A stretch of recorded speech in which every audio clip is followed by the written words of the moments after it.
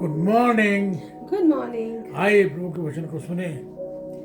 आज का वचन हमें मिलता है याकूब उसका 4था अध्याय और उसका 9वां पद। यहाँ लिखा है, दुखी हो और शोक करो और रो, तुम्हारी हंसी शोक में और तुम्हारा आनंद उदासी में बदल जाए। James 4:9। Be wretched and mourn and weep. Let your laughter be turned to mourning and your joy to gloom. Know fully well that you have a just and righteous God. Please read 1 John chapter 1 verse 9. 1 John chapter 1 verse 9, it says, if we confess our sins, he is faithful and just and will forgive us our sins and purify us from all unrighteousness. आप देखें, James जो है continues to describe the process of confessing.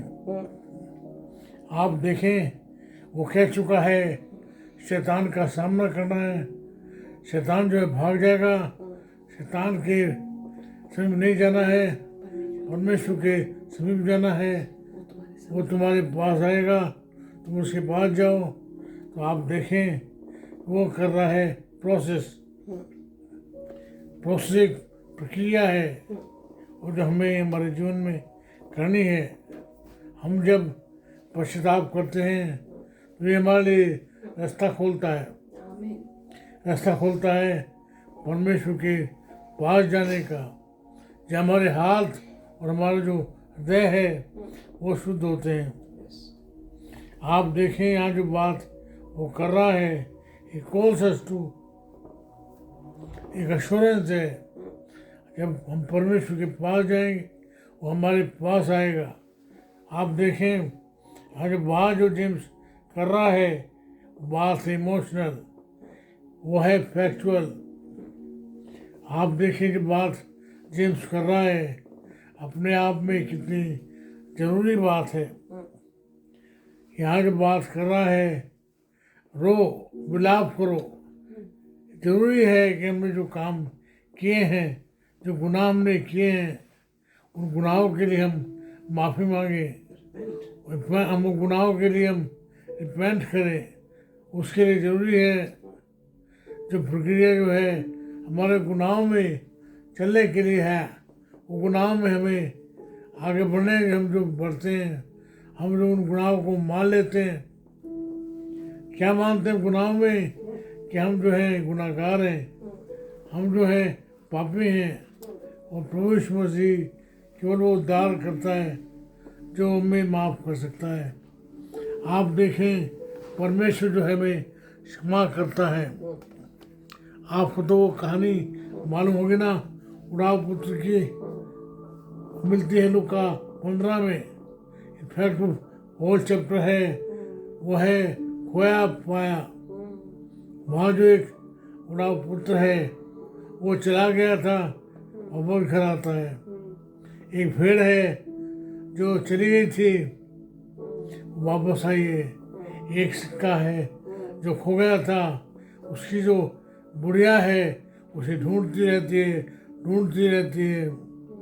हमारे जीवन में भी आज परमेश्वर है जो हमें ढूंढता है, खोजता है, और जब मिल जाते हैं, कैसे मिलते हैं? वो है पश्चाताप का मतलब है 24 डिग्री 180 डिग्री टर्न। हम जो है एक दिशा में जा रहे थे, वहाँ से हम लौट आते हैं। वहाँ से हम कहते हैं नो मोर नाउ। हालांकि जो पाप करने का जो मादा है, पाप करने का जो प्रोसेस है, वो हमें पूरा करना है। आप देखें, यहाँ जो बात जेम्स कर रहा है वो है पाप क्षमा की। उसके लिए रोना है, विलाप करना है और परमेश्वर से क्षमा मांगनी है। जब हम क्षमा मांग के वापस आते हैं, परमेश्वर में क्षमा करता है। वो है ही just to forgive us and just to bring us back to him. आइए फिर से एक बार हमारे गुनाहों के लिए हम रोएं, पश्चाताप करें, विलाप करें, उसके पास आए. Please read this verse again. Which one is it? 4:9. It says,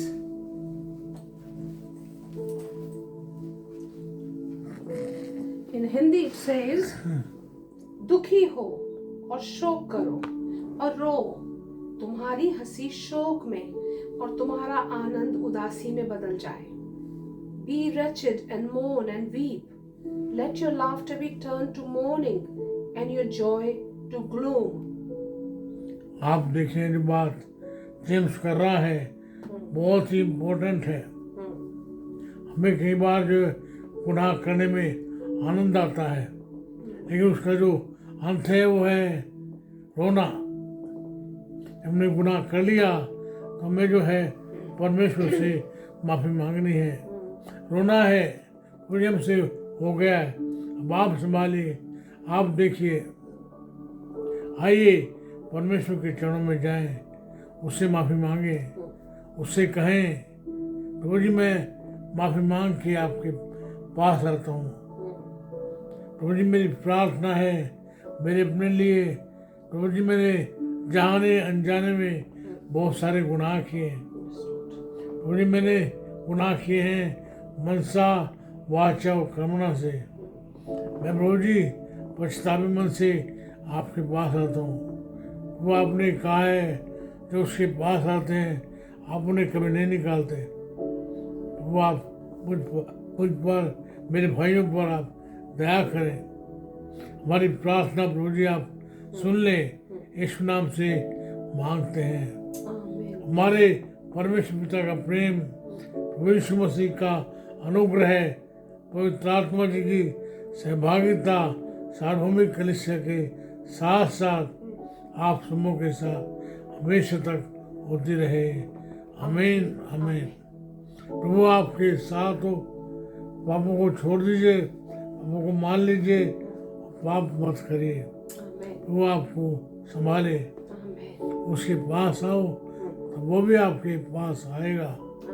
आमीन आमीन.